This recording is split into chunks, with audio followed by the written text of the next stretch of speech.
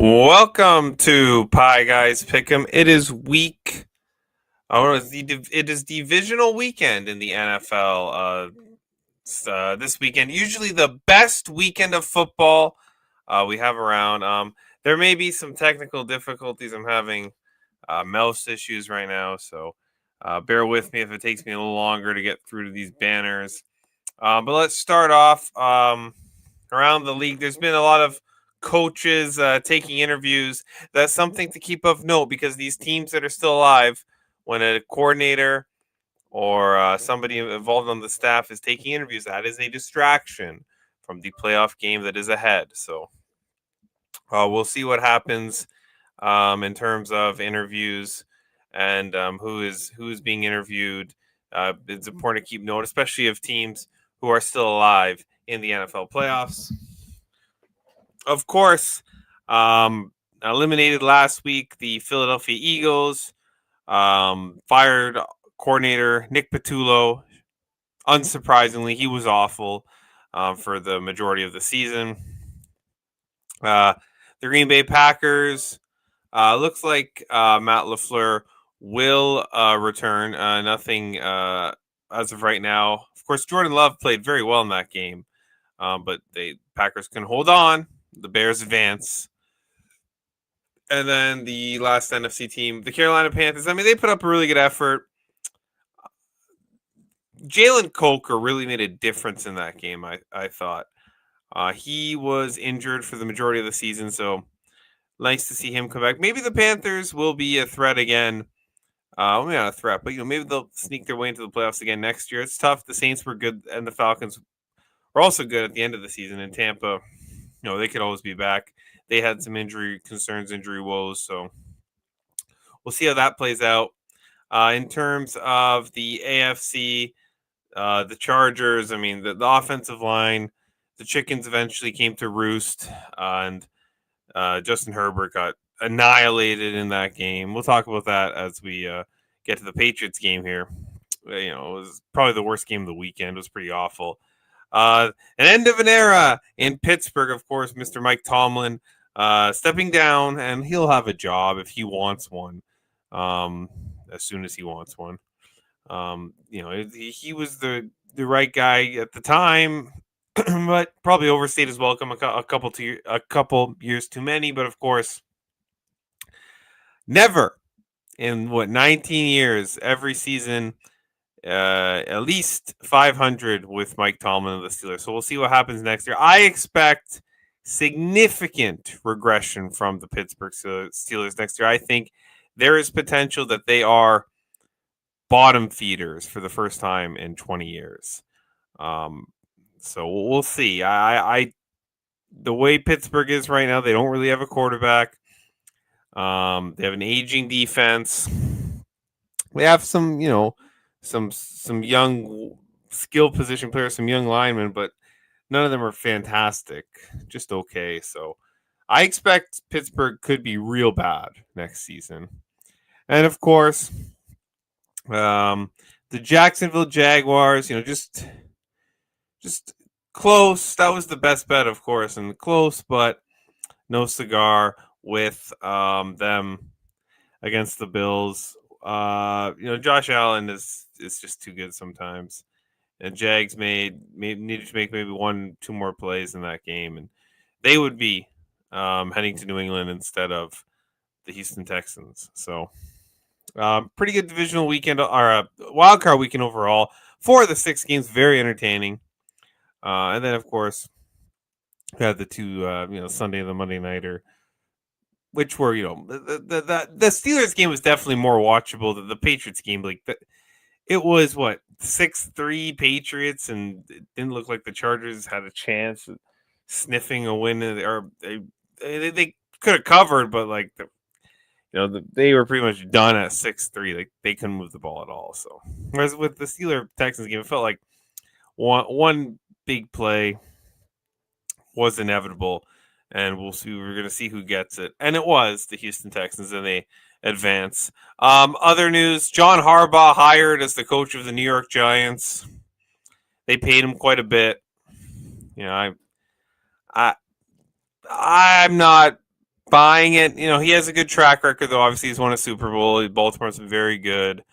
You could say it was because of the talent, but at the same time, he's evolved with selecting this talent. So, I mean, the Giants have had disaster coach after disaster coach, and then Dable I thought was very good but just the GM was a little bit of a clown there. So we'll see what happens with the New York Giants.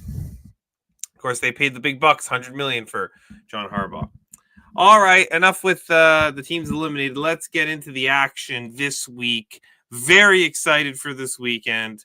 This is, like I said, this is usually the best weekend of football because we have 8 teams left. So we have 4 games still, but they're all good. There's not one, stinky team left. There's no LA Chargers with no offensive line. There's no, Steelers with a suspect offense. It's pretty much every team is good.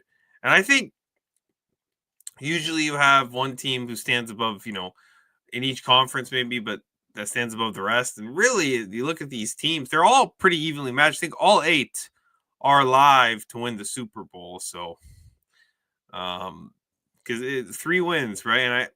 And the Seahawks are the favorites right now, but their path isn't the easiest. You could have to face 2 divisional foes, and then and they still have Sam Darnold at quarterback. We'll talk about him in a little bit. So I'm not. I don't think anybody. I wouldn't be shocked if any of these 8 teams ended up winning the Super Bowl. Maybe San Francisco, but just because of the injuries, things they have talent and they have a quarterback. So, but I think everybody's live. So if you have a ticket, your ticket's live, in my opinion. All right, let's move into the games. Bills, Broncos. Broncos 1.5 point home favorites. The total 46. The Bills found a way to win that game. It was fairly even, but they won the turnover battle 2-1. They were 3 of 3 in the red zone, 2 of 2 on field goals. Prater ended up playing. He was fine. 7 of 14 on third down, 2 of 2 on fourth down. Josh Allen on third and fourth down is not fair. That's what I learned watching that game. Betting it, I rarely. I bet against the Bills sometimes, but I don't like betting against the Bills at pick'em prices, especially because it's Josh Allen's just so good. I thought the defense was just too bad for him to overcome, but he did it again. And the defense was okay. The Jags definitely moved the football, but they were okay. 7 penalties for the Bills, but only 39 yards. But they got to clean that up a little bit here. This is their second straight road game. They're moving up to altitude, but they have the best quarterback left. You could argue Brock Purdy, Stafford, but when you count the mobility of Allen, now he is banged up, so that's the key here, because the memes all over the internet where Josh Allen's like one of those in a fighting game, your character's all red and the sort of icon on the side. That's kind of what Josh Allen is playing with right now. Injuries at wide receiver, Tyrell Shavers out for the season. That's somewhere they really don't need injuries. But in the wake of that, it looks like Curtis Samuel, who I forgot was on the Bills, may return for this game. Cornerbacks Maxwell Harrison and safety Jordan Poyer on the defense ruled out. But there is a chance Ed Oliver and DeMar Hamlin could also be activated off IR this week. If Ed Oliver plays, that is a massive upgrade on defense. I'm just going to see if there was an update in the last little bit from when I looked this. Yeah, okay, so Ed Oliver and Curtis Samuel have been activated from injured reserve. So that's huge. Huge for the Buffalo Bills.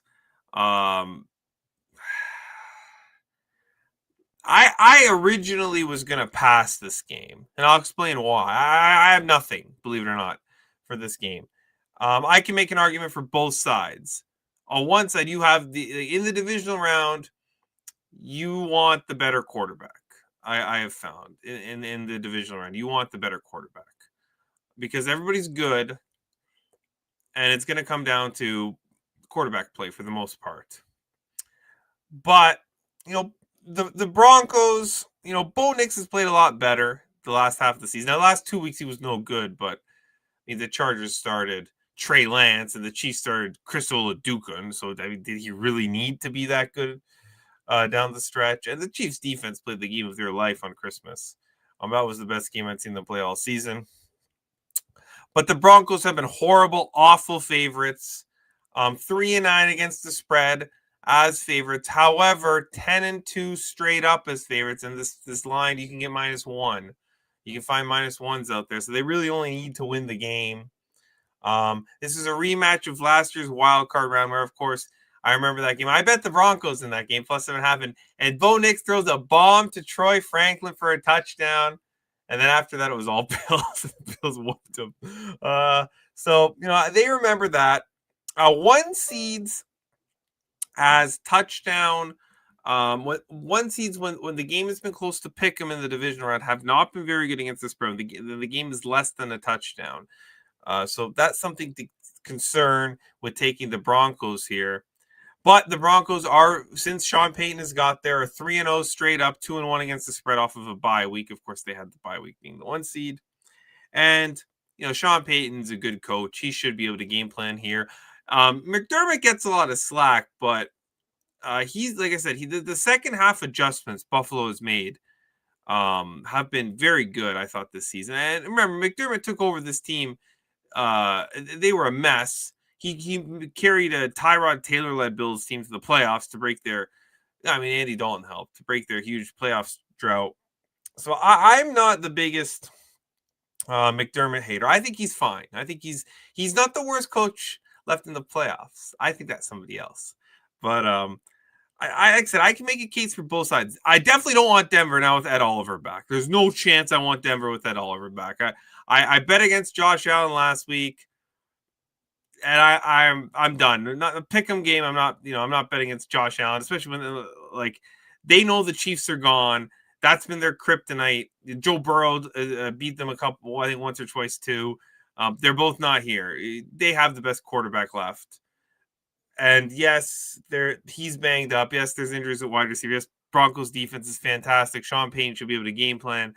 But on fourth down, when you need 3-4 yards, Josh Allen's going to get it, and Bo Nix might not. So it's Bills or pass. Right now, it's a pass. Ed Oliver being back has me interested in Buffalo, but I think what I'm going to do here, my plan for this game is wait. I think if Denver's up a little bit, I don't want them up too much because that even this would say they're up 1 score at halftime, then I'm going to come in and bet the Bills. That's the plan because the second half adjustments for the Bills have been fantastic. And I don't really want to go against Denver here off the bye. I think Denver might win the first half. I think that's probably if I was betting Denver, I'd bet the first half. But I think I don't want to go against Josh Allen after he beat me last week. He could beat me again. And the fact, like I said, Ed Oliver's back. And I think that the Bills are going to make the defensive adjustments at halftime to Sean Payton's plan. And then you have Josh Allen, and it's a 1-score game, and Josh Allen gets it done for the most part. Look what it's taken to beat him in the playoffs before, like overtime or the 9-second thing with the field. It's taken miracles to beat Josh Allen. I'm not wearing a Bills hat. You will not see me in a Bills hat, even though I am I was out last night, and there's a lot of Bills fans where I am right now, but there will not be Lamar out. Lamar who? DeMar Hamlin, you mean? He was maybe off IR, but I think he's Lamar Jackson you're talking about. He's out of the playoffs. Yes, of course, Lamar Jackson. No Lamar, but they own Lamar anyways. The Bills have owned the Ravens in the playoffs, so that's why I didn't even include him in there because Lamar Jackson in the playoffs isn't very. Did he beat the Bills? I don't think he's beaten the Bills in the playoffs. Well, the Bills have a good record against Lamar. I know that. So, anyways, pass. I know it's only 4 games, and I hate passing. This is a pass, but if Denver's up a little bit at half, we get plus money on the Bills. I will bet the Bills because Denver, I don't trust them to hold. I know they have great defense. Don't trust them to hold lead against Josh Allen. They gotta whoop them. They gotta whoop them early, and I think they could, which is why I'm not necessarily on Denver here. But I lean Bills, but I think we can get a better number at halftime. All right, 49ers, Seahawks. Seahawks 7-point home favorites. The total here 44, 45 and a half, in and around there. The 49ers escaped with the win against Philadelphia because, let's be honest, the Eagles did what they did all season long. The offense didn't show up when they needed the offense to show up. Purdy threw 2 interceptions. But Philadelphia took penalties. Philadelphia dropped passes. The Eagles, I bet the 49ers early in the week. I got the worst of the number, and I still cashed the money line and the spread. And I was doubting myself early, but when it got to 6, I would have bet them anyways. So, and it's a win. I'll take the win. And the reason I bet them immediately was because I just don't trust Philadelphia to win by margin. The Eagles have been, paper tigers for the most of the season, and look what happened. And don't fool yourself. I know that the 49ers did outgain Philly 6.2 to 4.3 yards per play, but Philly had the ball for 37 minutes. Don't fool yourself. That wasn't the 49ers beating the Eagles. That was the Eagles losing to the 49ers is what happened last week. The Eagles beat themselves. And, of course, George Kittle is out. They lost him, and that really hurts. And Pearsall is still limited. He's questionable. So, it's McCaffrey and friends. Demarcus Robinson had a good game. So, yeah, but it feels like the skill position right now is McCaffrey and friends. Purdy has been excellent, and I believe in Brock Purdy. The 49ers definitely have advantage at quarterback, but after that, it's all Seattle. Like the 49ers defense compared to the Seahawks defense, you're talking like there's a giant chasm between the two. CMC is good, but running backs, I don't consider them too much. CMC, of course, is a receiver, but Seattle's they took him away 2 weeks ago. Of course, these two teams played 2 weeks ago. They can do it again.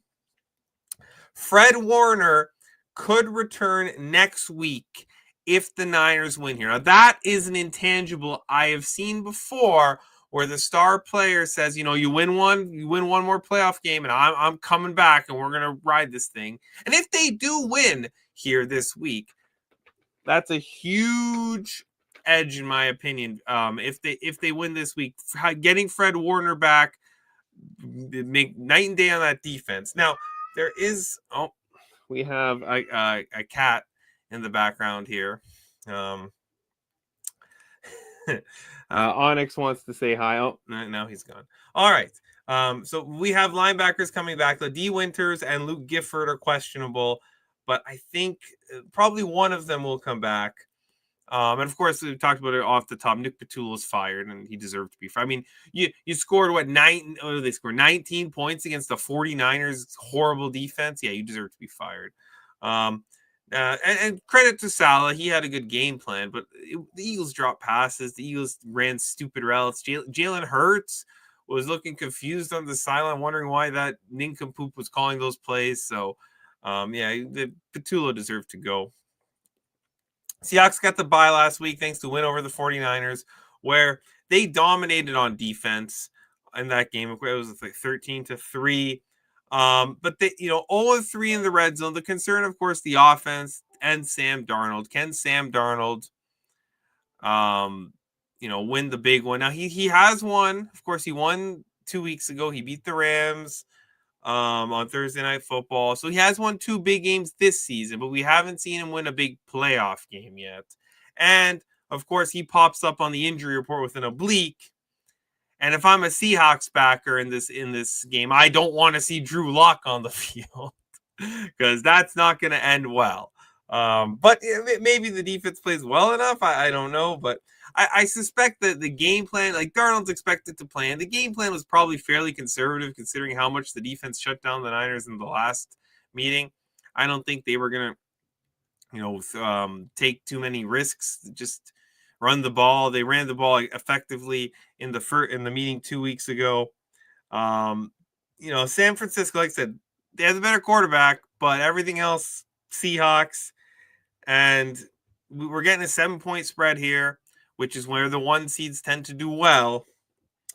And just the injuries and the attrition of the 49ers season, I think that this could be another smashing. This could be a repeat of 2 weeks ago. I bet the Seattle Seahawks. I'm hoping we don't have to see Drew Lock try to play football because he's not very good, but Sam Darnold should be fine. I don't think they're going to call on him too much in this game. The 49ers are just too injured. I don't think they're going to be able to score here much on the Seattle defense. Seattle's going to be able to score enough. I mean, you could say, well, they took away Barkley last week. Yeah, but the Eagles had passing options. Just they called dumb plays, and the receivers were dropping passes. JSN's not going to drop those. Like, if you sell out to the run like you did against the Eagles, JSN's going to cook you. AJ Barner is going to cook you. And which, speaking of that, I have also bet tight end AJ Barner, who's going to face some banged up or replacement linebackers in this game. I have him over 30. I believe I got 30 and a half receiving yards. And AJ Barner anytime touchdown. Smaller plays. The main bet here is Seattle -7. I think this should probably be 7.5. You consider the bye week. It's going to be loud. This is night game in Seattle in the playoffs. This is probably 2.5, 3 points of home field edge here. Not to mention San Francisco banged up on a short week. And it felt like that Eagles game. If the Eagles played, if the Eagles had a real offensive coordinator, they win that game pretty easily. Seattle has a real offensive coordinator. So, Seahawks -7 for me. A lot of people like the 49ers here, and I understand, it's a divisional matchup and you're getting a lot of points, but they just don't have the personnel. There's no Nick Bosa. There's no George Kittle. Trent Williams is banged up. No Fred Warner. It's going to be rough. And I think the way the 49ers need to score, Seattle's going to be good at shutting down CMC. And the 49ers defense can't hold the Seahawks offense. Even if Darnold's a little bit banged up, I think they'll be fine. So I think Seattle does pretty good, pretty solid win. I don't know if they're going to win by margin, but I like blowout fashion, but I think they win by 10 here. So 10 or more here. So Seahawks -7 for me, full unit play. And then the AJ Barner props, I think he should have a good matchup against this suspect 49ers defense. All right, we move into Sunday here. Houston Texans, New England Patriots. Patriots 3.5 point home favorites. The total here 40.5. So CJ Stroud played maybe the worst game I've ever seen a winning playoff quarterback play against the Pittsburgh Steelers. I mean, he fumbled the ball a couple of times, threw a pick, but it didn't matter. Because the Texans' defense is just that good. They won the game by themselves, scored 2 touchdowns, and the Steelers scored 6 points. And ended up being a 30-6, blowout win. Now, of course, that game was 7-6 going into the fourth quarter. And the Texans outgained the Steelers 6.2 to 3.1 yards per play. Christian Kirk had 144 receiving yards. And the Texans were 2 of 3 in the red zone. The Steelers were 0 of 2. So, like Will Anderson and Daniil Hunter destroyed Aaron Rodgers in that game. That offensive line got absolutely obliterated. Rodgers' helmet was flying all over the place. Now the Texans, they took their share of penalties. Those 6 penalties, 44 yards, 3 turnovers. Didn't matter. Still won by 24. The Texans have won 10 in a row, and they come in here as 3.5 point underdogs. I don't know if I'm really jumping to lay 3 points against a team on a 10-game win streak. It's not exactly the biggest money-making proposition I've heard. 164 rushing yards by Woody Marks. And think about this. Think about this. The Houston Texans went into Pittsburgh. The father was there blessing the field again. The Steelers got their fluky turnovers. Yinzer magic happened, and it didn't matter. The Texans beat Yinzer magic. The Texans walked into Pittsburgh and all the voodoo against them, still won the game by 24. It's almost like, can they, like, I don't think the offense can play a worse game. And Kirk was good, obviously, Christian Kirk. And of course, Nico Collins got hurt. And yes, that does matter, but he's been hurt last couple of years on and off, and Texans have been fine. Now, the Patriots, obviously, they were very dominant in their win, but only on defense as well. I mean, Milton Williams makes a big difference, especially when you're facing that garbage offensive. What the Chargers call it an offensive line. It's really more of a turnstile at the mall there, but it was that game was almost unwatchable. I mean, like I said in the opening, it was 6-3. Like in the second, Collins is out. Yeah, he's out. It was 6-3 in the second quarter, and it just felt like the game was over. Like the Patriots were gonna win because the Chargers had nothing. Patriots, though, they held the Chargers to 3.5 yards per play. 1 of 10 on third down for the Chargers, 1 of 3 on fourth. Like the Patriots all over them. Chargers can move the ball at all. But the offense struggled. 2 turnovers, 0 of 3 in the red zone. The Patriots are very reliant on big plays. They are not good at dinking and dunking their way down the field. Now, Ramondre Stevenson had a good game. Maybe he can have another one, but I don't trust that guy. Efton Chisholm made a catch. Good for him, the rookie Efton Chisholm. Maybe if you want some under-the-radar props, Efton Chisholm, one of their draft picks. And Gonzalez was in concussion protocol, but he is cleared. So Christian Gonzalez will play, and Nico Collins will not. So Patriots winning on the injury front. Morgan Moses is a bit banged up, but I expect him to play the offensive tackle. And it looks like Chris Tonga should return. But like, people are in love with this Patriots offense. Okay, and I get it. The big plays have been fantastic. They haven't played a defense like this. They haven't played anybody all season. I mean, outside of Buffalo, whose defense isn't any good. They played a good defense last week. They struggled in the Chargers, but the Chargers didn't have an offense. Now, the same thing could happen here where the Texans just can't score. But they're coming in on a 10-game win streak, and I think Mike Vrabel isn't a very good coach. I think he's the worst coach left. Josh McDaniels is good. He's calling good offensive plays, but the Texans, like, DeMeco Ryans is a good coach. I think he's going to make this, like, the Houston. You saw how much pressure Houston got with 4 pass rushers, and they don't have to blitz at all. And especially with this Patriots offensive line, it's okay. It's not fantastic, but they don't have to blitz at all. They can play coverage. They can make Drake May dink and dunk his way down the field. It's something he hasn't been able to do. They've been, like I said, 0 of 3 in the red zone against the Chargers. It's all the big plays. And I think Houston's going to take away the big plays because they don't need to blitz. They can rush 4 and get pressure. So I bet the Texans plus 3.5. At first, I thought I wasn't going to have action, but the more I looked into it, it's just like it's a pretty clear bet. It's New England. I bet against them last week. I bet against Texas 2 last week, but that was more like, well, I thought the Inns magic would happen, and it did, and they overcame it. So I think the Texans offense should be better this week than they were last week. I know Nico Collins is out, but if they should be able to run the football a little bit. Woody Marks and Nick Chubb are both healthy, which they haven't had that most of the season. I know running backs don't matter, but you like to keep them fresh. And then I don't trust the Patriots here. I just think the Houston defense is going to be the best unit on the field, and Patriots beat somebody good who isn't Buffalo or the Chargers with no offensive line. They still, like, they've been picking on. I know they blew out these bad teams late in the season, but this is they played a tough defense last week, but this is probably Texans, Seattle, and Denver are the three best defenses in the NFL. It's not close.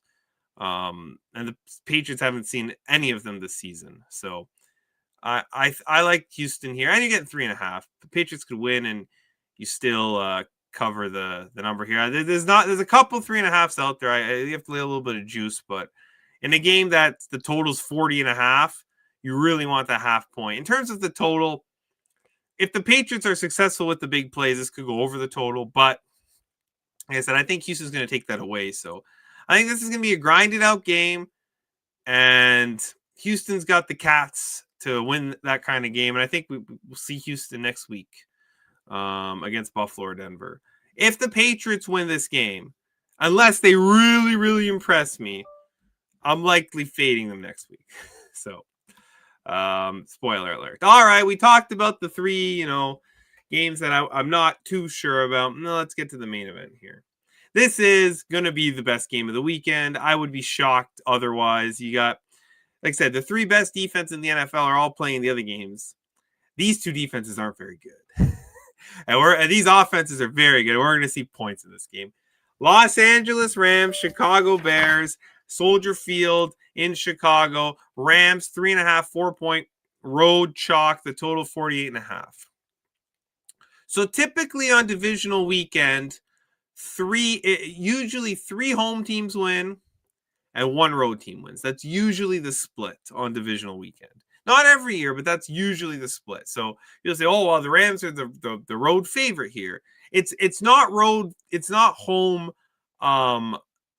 favorites. It's just home teams. That's usually the split.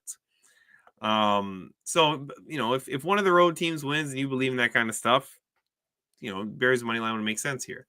So the Rams escaped Carolina with a win, right? They had 411 total yards of offense. They were 4 of 5 in the red zone. They won the turnover battle 2-1. Had 5.7 yards per play, and they didn't sniff a cover in that game. They didn't even come close to covering that game against the Panthers. This team is overvalued out the I don't know what. But the Rams laying points on the road in the play, like more than 3 points on the road in the playoffs. Again, I know, Carolina was, they're not in the tier of any of these other teams, but the Rams are overvalued. Right? The home field edge, do I believe in the 3-1 split? I've seen it. Like, that's just history. It would make me feel, if I already like Chicago, it would make me feel a little better, but it's just part of the equation. I'm not, I don't bet blindly on splits like that because it's like last year, I believe, was an exception. There's been times where the 1 seed has come in flat after the bye, but those were like the Packers and the Titans, who aren't exactly the most trustworthy organizations. When you have good organizations off the bye, like the Broncos, the Chiefs, the Seahawks, Philadelphia, good organizations, they don't come in flat off the bye. And in that scenario, the 3-1 split makes sense. So the Rams were why didn't the Rams sniff a cover last week, despite looking very good? 3 of 13 on third down. The Panthers shut them down on third down. 9 penalties for 83 yards. They were undisciplined. The defense got gashed by Jalen Coker. I talked to this in the around the league thing. Jalen Coker absolutely gashed this Rams defense. Now, and Jalen Coker, everyone was talking after the Nakua is so great. It's a shame that JSN probably went off the player. Jalen Coker had more yards than Puka Nakua in the Panthers-Rams game last week. Stafford injured his hand, of course, so that did come into play. He's going to play.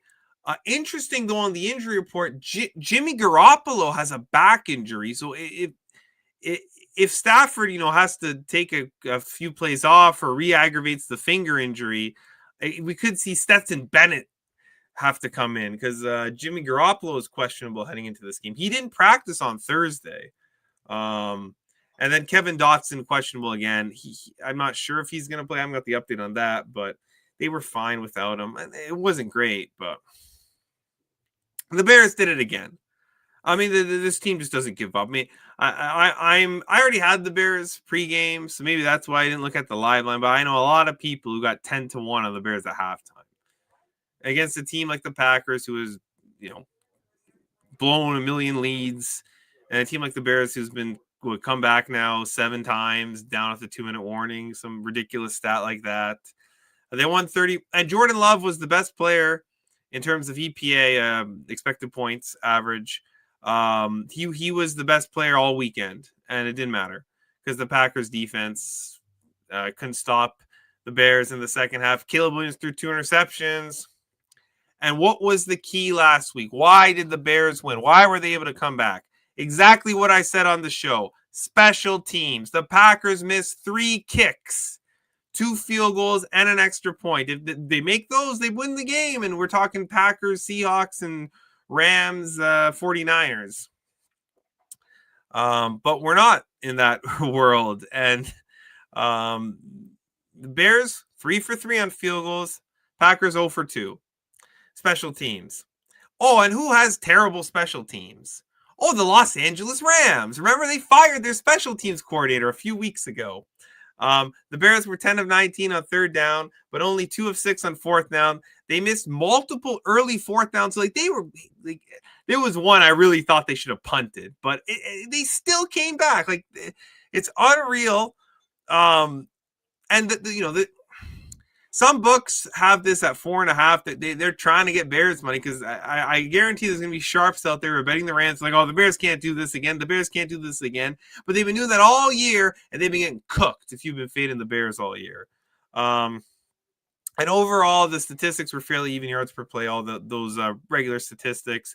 The Bears only 2 penalties for 5 yards. And, of course, I got to talk about this. The locker room with Ben Johnson after. He hates the Packers. Fuck the Packers, all that, what he was saying in the locker room. Not that I would ever use that language, just quoting him. But the people out there complaining, oh, you can't be doing that. It's disrespectful. The handshake where he just kind of brushes him off. I mean, he went to shake his hand. It's not like he pulled a Marty Brodeur and Sean Avery from back in the day. But, you can't be doing that. Why? It's sports. This is good for the league. You want that hate. You want that. It's sports hate. It's not real hate, right? You want that animosity in a football game. This draws ratings. What happened after the game is going to make Packers Bears. It's automatically probably both meetings going to be night games next year because the rivalry is back, and when both teams are good, it's the oldest rivalry in the league. It can be really good. And this is good for the league. And I see these whiners out there. Oh, you can't be doing that. We all got to sing Kumbaya and be friends. No, you don't. This isn't the NBA. You know what I mean? It waters down the league. It waters down the competitive. I like to see this stuff. You don't see Leafs and Bruins fans out there having, pints at the bar after the playoffs. The Eagles and Cowboys, why are they always primetime games? Because the fan bases hate each other. I don't see what the problem is. Just a bunch of crybabies online. Respect this, that, and the other. What was disrespectful? It's not like they were trying to injure players out there. It's not like they were pulling dirty moves during the game. He just didn't shake his hand and he said, hey, we got to beat these guys. They're in our division. He used a little more stronger language than that, but stop whining. I was sick of it. I don't want to hear any of it. It's great for the sport. It's great for football. We need more rivalries like that. Teams really don't like each other.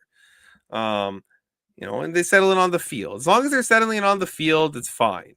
So I don't see the problem. And it doesn't have to be singing Kumbaya. It doesn't have to be the NBA. Not every league has to be the NBA where every player is buddy, and that's why they're soft and they load manage all the time.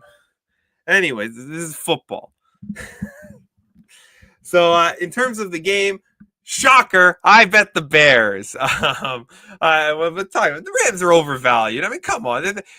So believe it or not, at first when I looked at this game, I said, the Bears defense, which is not very, statistically not very good, besides the turnover margin, of course. I was like, oh, the Rams, they should be able to score enough here. But I don't, the Bears could come back again. So I was thinking, maybe I'll bet Rams first half, right? That was initially what I thought. But, and that when you think about what the X's and O's, that makes sense. The Rams offense is very good, lots of weapons. The Bears offense is very good too, and the Rams defense is suspect, but it's better than the Bears defense. It makes sense. Yeah, maybe I'll take Rams first half because the offensive game plans. But when you look beyond the X's and O's, you look into these other things where you got an older quarterback coming into Chicago in a night game. It's going to be minus 8 degrees Celsius, 17 degrees Fahrenheit, 21 kilometer an hour winds in Chicago. Snow showers expected. Warm weather team coming out there. Well, that's not exactly great for the Rams. Situation, okay, you can say the Bears are off that huge win where Ben Johnson's cussing out the Packers and all that. Okay, you could argue maybe it's not the best spot for the Bears coming off that major win. The Rams coming off kind of a subpar showing against the Panthers. So situation a little bit towards the Rams. But look at, but the big thing with, okay, you're going over warm weather coming to cold, but the X's and O's offense just still work a little bit. Maybe they'll be able to run the ball. But the big thing is the same thing as last week. In the playoffs, what comes to rear its ugly head? Special teams. The Rams special teams is awful. It is one of the worst in the league.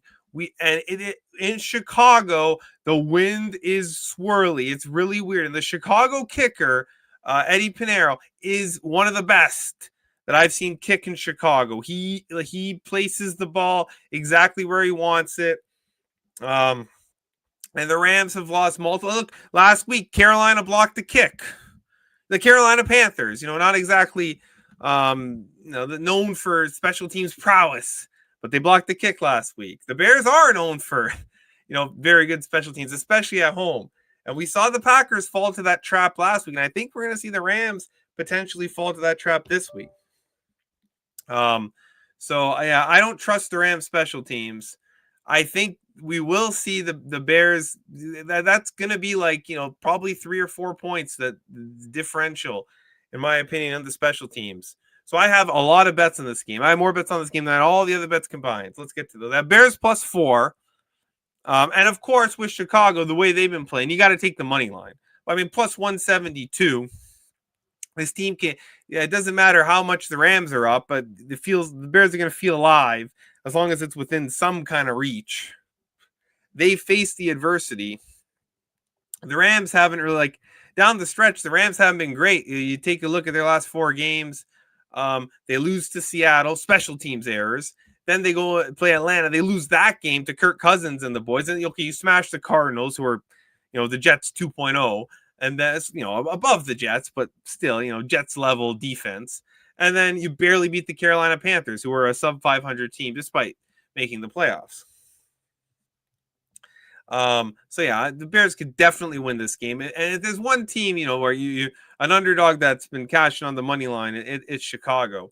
And then I'm on the over as well, over 48.5. Not as big as the side, but so a full unit on the +4, half unit on the Bears money line +172. I'll have another half unit on over, maybe about a half unit, maybe a little bit more, on over 48.5. And then I'll give the Rams some credit. Puka Nacua, the Bears don't have an answer for him, let's be real. So I'm also going to play Puka Nacua over 97.5 receiving yards for my small prop bet play. But on the other side, we saw Jalen Coker cook the Rams last week. And I think there's a young receiver on the Bears who can cook this defense too, and that's Luther Burden III. And his receiving yard is 37.5, which I think is really nice. Luther Burden III over 37.5 receiving yards.